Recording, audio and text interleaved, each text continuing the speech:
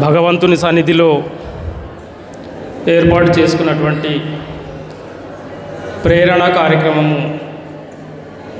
వారధి సేవా సంస్థ సమితి ద్వారా ఏర్పాటు చేసినటువంటి సమావేశంలో అధ్యక్షత వహిస్తున్నటువంటి గోపాల్ సింగ్ గారికి, ప్రధాన వక్త పెద్దలు సేవ్ కుమార్ గారికి, ఉన్నత పాఠశాలల ప్రధానోపాధ్యాయులు, ఇన్ఛార్జ్ ప్రధానోపాధ్యాయులు, అలాగే వారధి సేవా సంస్థ సభ్యులందరికీ, ఉపాధ్యాయులందరికీ కూడా నమస్సుమాంజులు తెలియజేస్తున్నా.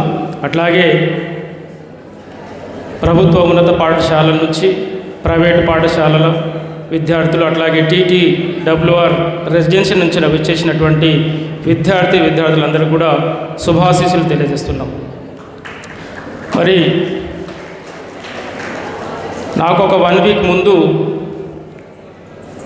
వారధి సేవా సంస్థ వారు సంప్రదించి, సార్ నసరులాబాద్ మండలంలో ఒక మోటివేషన్ క్లాస్ని నిర్వహించదలుచుకున్నాము, మీరు అనుమతిస్తే నిర్వహిస్తామని చెప్పడం జరిగింది.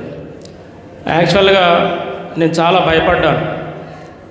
ఎందుకంటే నేను ఎంఈఓగా ఛార్జ్ తీసుకొని 3 నెలల కాలమే అయింది.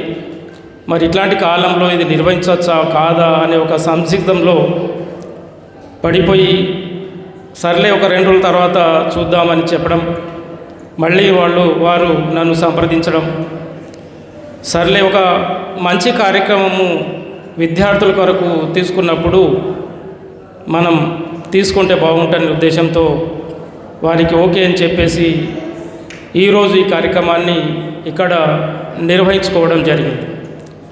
నిజంగా నా లైఫ్లో ఒక సువర్ణాక్షరాలతో లిఖించుకోవచ్చు నేను.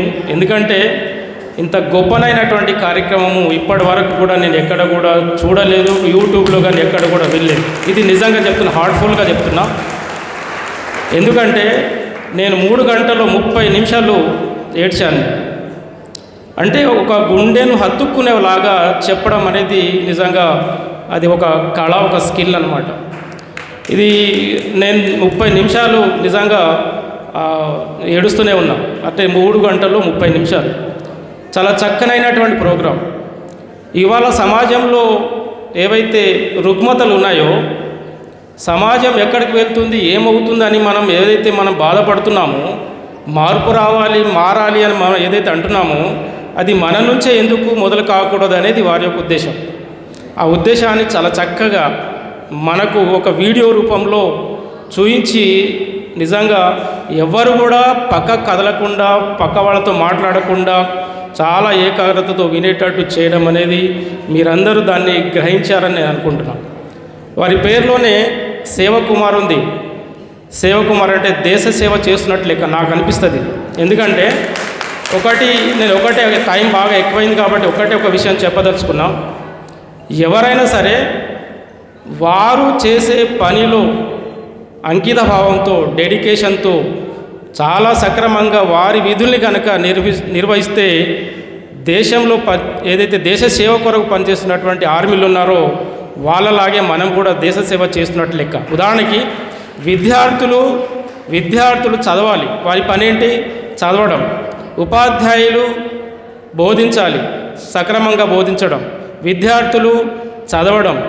ఎవరి పని వాళ్ళు కనుక సక్రమంగా అంకిత భావంతో చేస్తే అది దేశ సేవ చేస్తున్నట్టే లెక్క.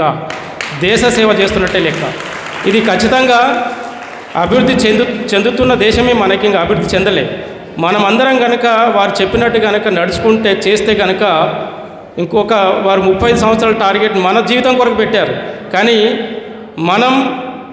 మనము దేశం గురించి కూడా ఆలోచించాలనేది కూడా ఒక మెసేజ్.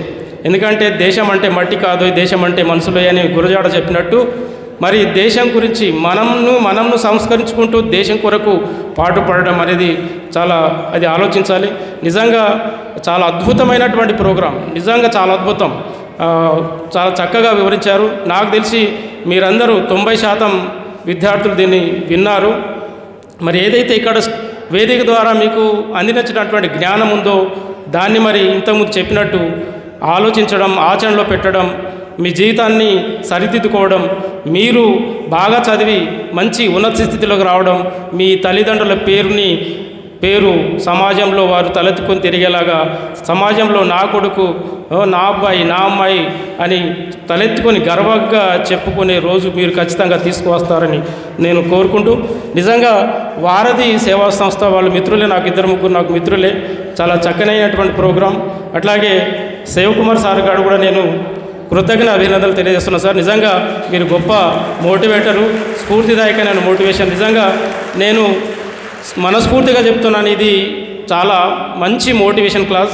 ఇది మిస్ అయితే కనుక నేను నిజంగా మా మండల పిల్లలకు కూడా ఇదొక లోటుగా భావించేవాడిని. నిజంగా చాలా చాలా చాలా అభినందనలు మీకు అందరూ కూడా. మరోసారి వారధి సేవా సంస్థ వాళ్ళకి, నిర్వాహకులకు, ముఖ్యంగా వక్త గారికి ప్రత్యేక ధన్యవాదాలు, కృతజ్ఞతలు తెలియజేస్తూ ముగిస్తున్నాను. Thank you.